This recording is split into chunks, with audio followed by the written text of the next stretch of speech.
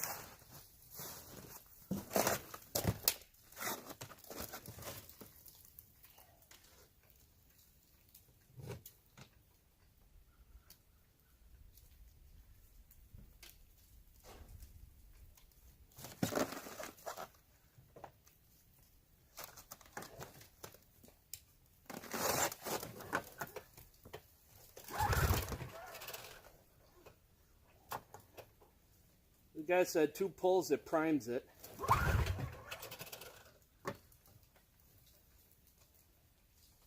See how right he is.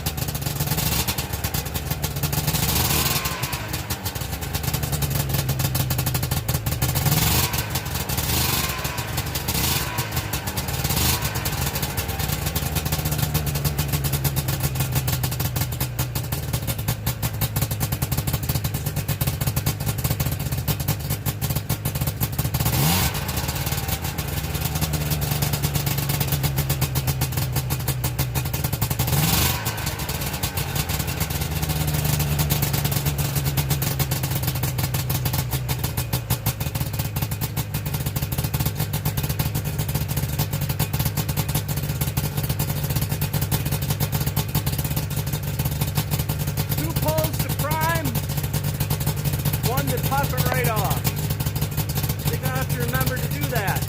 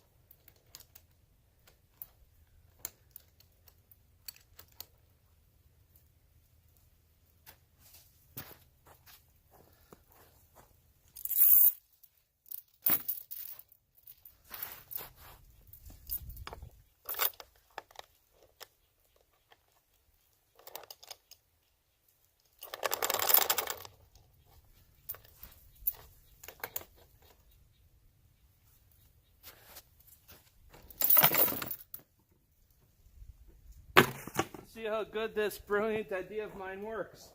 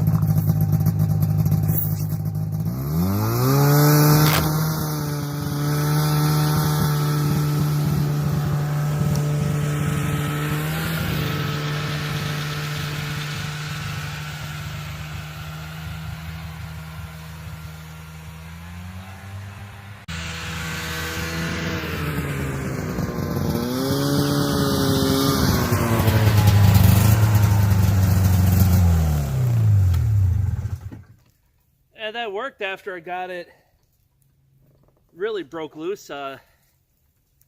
It previously lifted it up off the ground, but it's getting it going, and I could tell that the clutch belt wasn't too happy with me. So you just give it that, take up that slack and jerk it. If it slows down or wants to stop, just let it stop. Back up, give her again. Yeah, it's not easy getting them going when they're kind of stuck down like that. So I got that one out of the way. I'll go show you where I parked it.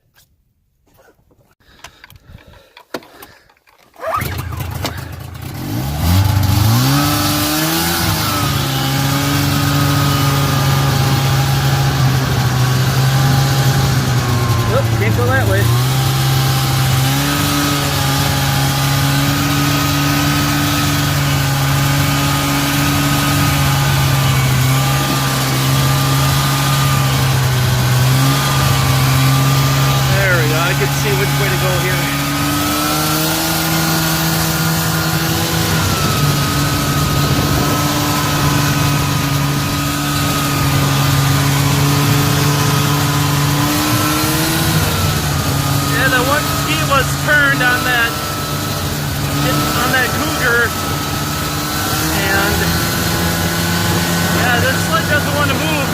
4 grand, so you gotta be doing 4,500, 5 grand.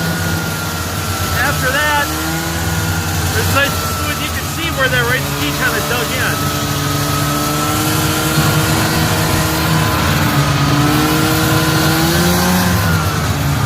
Really don't have enough snow for this.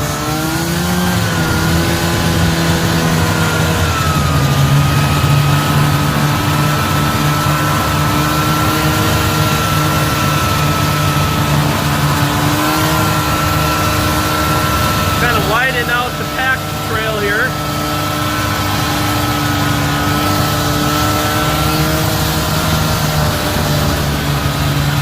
And then I pulled it right to here. You can see where how it kind of dug in.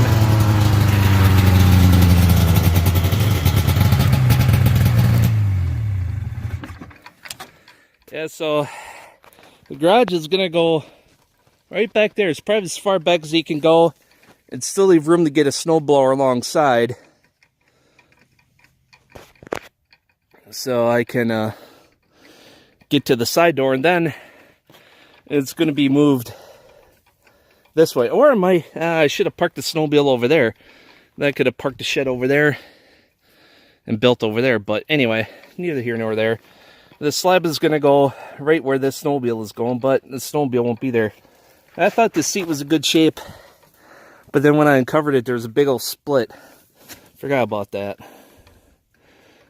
Yeah, the seat is not as good as I thought it was, so. But that one is the one that needs a head gasket. I don't know if it's gonna work or not. Found a Cougar, 500 Cougar for like $300 online that runs. So I don't think that it's worth fixing. Use that one for parts and stuff. Skis, suspension track, whatever, seat, you know. Maybe just take the whole thing apart and everything but the frame. So maybe toss the motor out because that motor isn't worth fixing. But maybe I'll keep it for spare cylinders in case one burns down on one that I restore. So you can't get those parts anymore.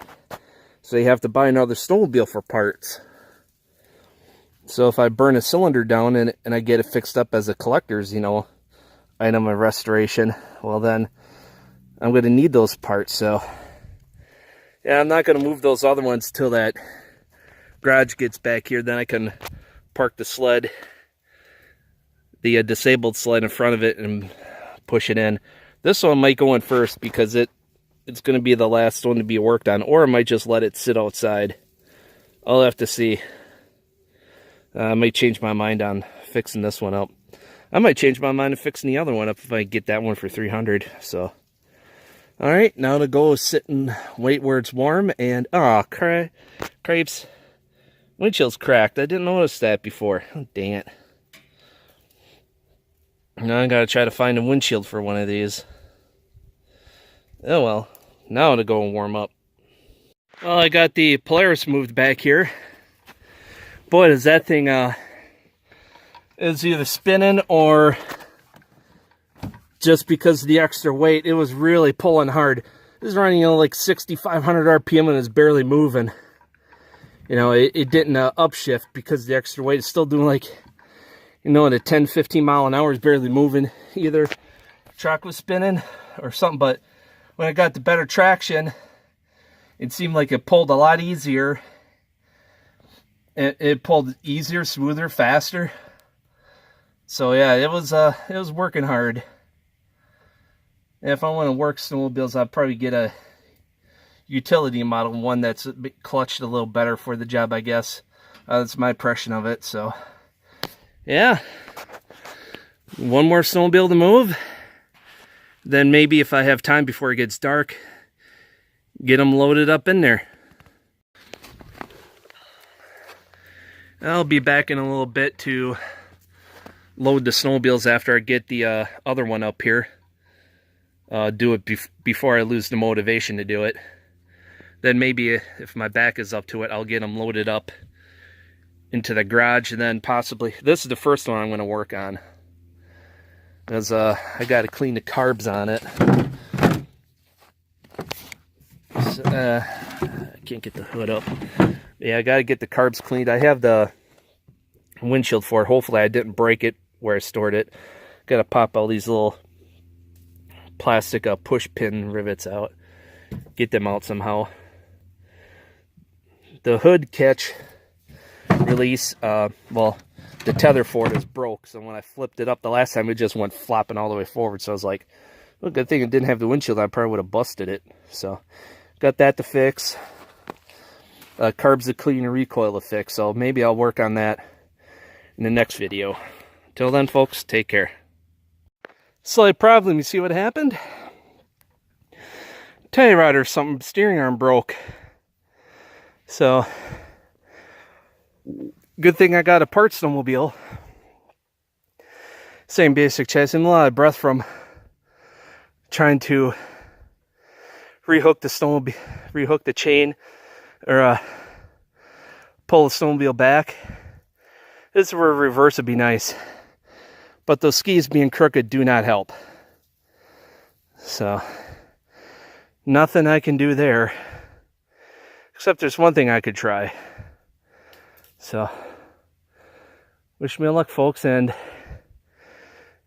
if I get it back to the garage, that'll be in the next video clip. Well, I got it back here, but it was a pain until I could get on hard ground like the dirt to have enough traction. I think I did some damage to that belt, so and no more pulling on that for a while. At least I got a spare. So until next time, folks, take care.